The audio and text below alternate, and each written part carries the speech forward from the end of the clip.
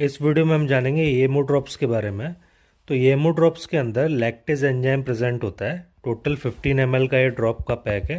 अब ये जो येमो ड्रॉप्स हैं, ये मिल्क का जब डाइजेशन प्रॉपर तरीके से नहीं होता है, या मिल्क के जैसा कोई भी डेयरी प्रोडक्ट है जो मिल्क से बनता है, उसका डाइजेशन अगर प्रॉपर नहीं होता तो उस कंडीशन में येमो ड्रॉप्स को दिया जाता है। इस ड्रॉप्स के अंदर लैक्टेज एंजाइम की 3000 यूनिट्स प्रेजेंट होती हैं इसकी हर 5 ml में। 186 रुपीज़ इसकी MRP अभी फ़िलहाल। तो नियोनेट जो होते हैं ना, जो छोटे बच्चे होते हैं जो हाल फिलहाल में जिनका जन्म हुआ होता है, वो मिल्क को प्रॉपर तरीके से डाइजेस्ट नहीं कर पाते क्योंकि उनकी बॉडी में लैक्टेज एंजाइम नहीं होता। तो लैक्टेज एंजाइम ना होने के कारण उनके अंदर पाई जाने वाली एक शुगर होती है जिसको कि लैक्टोज कहा जाता है, वो प्रॉपर तरीके से नहीं पचा पाते और उसकी वजह से वो बार बार दूध पलटते हैं। तो ये येमो ड्रॉप्स को इसीलिए प्रेस्क्राइब किया जाता है कि जो नियोनेट्स यानी कि जो छोटे बच्चे जो हैं जिनका अभी जन्म हुआ है, वो मिल्क को प्रॉपर तरीके से डाइजेस्ट कर सकें, पचा सकें, और उनको अपच और दूसरी जो दिक्कतें होती हैं दूध के ना पचने से वो ना हो, जैसे कि पेट का फूल जाना, पेट में गैस हो जाना काफ़ी ज़्यादा, इसके अलावा वोमिटिंग वगैरह इस तरीके की प्रॉब्लम्स ना हो। तो जो लैक्टेज एंजाइम होता है, ये दूध के अंदर पाई जाने वाली लैक्टोज शुगर का ब्रेक डाउन करता है, उसको पचाता है। तो जो शरीर होता है वो नेचुरली लैक्टोज शुगर को एब्जॉर्ब नहीं कर पाता, उसको पचाने के लिए, उसको तोड़ने के लिए एक लैक्टेज एंजाइम की जरूरत पड़ती है। तो अब येमो ड्रॉप्स के क्या यूज़ है नियोनेट्स के लिए? तो दूध और दूध से बने जो प्रोडक्ट्स हैं उनके डाइजेशन के लिए ये ज़रूरी होता है। तो अब इसकी जो डोजिंग इंस्ट्रक्शंस हैं वो कुछ इस प्रकार से हैं कि जो फीड होता है बच्चे का, उस फीड में 4 से 5 ड्रॉप्स हमको मिक्स करनी होती है, इसको फिर अच्छे से शेक करना होता है।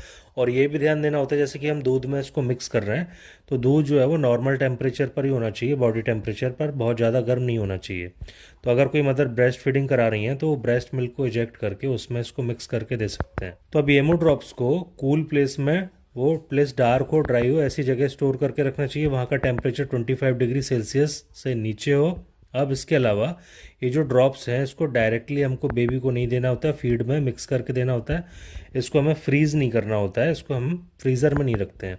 इसके अलावा एक बार जब इसकी बोतल का टैप खुल जाता है तो उसको हम रेफ्रिजरेटर में रख के 21 दिन तक यूज़ कर सकते हैं। 21 दिन के बाद में हमें इसको यूज़ नहीं करना चाहिए, और इसके अलावा हमें एक्सपायरी के बाद में इसको यूज़ नहीं करना चाहिए। तो अब येमो ड्रॉप्स का मैकेनिज्म ऑफ एक्शन कुछ इस प्रकार से होता है कि इसके अंदर पाए जाने वाला लैक्टेज एंजाइम दूध के अंदर पाई जाने वाली लैक्टोज शुगर को छोटे और डाइजेस्टेबल शुगर्स में तोड़ देता है, जिसकी वजह से वो शरीर में आसानी से एब्जॉर्ब हो जाती है और उसका इजीली डाइजेशन हो जाता है।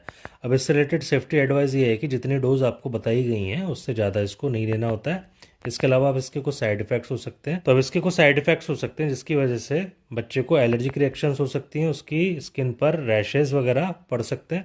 हालांकि इस दवा से बहुत ज़्यादा एलर्जिक रिएक्शंस या साइड इफ़ेक्ट्स इसके नहीं होते हैं, लेकिन कभी कभी एलर्जिक रिएक्शंस हमको कुछ देखने को मिल सकते हैं, जैसे स्किन पर रैशेज़ हो जाते हैं, बच्चे को इचिंग होती है यानी खुजली होती है, स्वेलिंग हो जाती है, खासकर पे जो चेहरे वाला, जीभ वाला और गले वाला हिस्सा है वहाँ पर। इसके अलावा बच्चे को डिजीनेस मतलब सर चकराना, इसके अलावा सांस लेने में तकलीफ कभी कभी हो सकती है।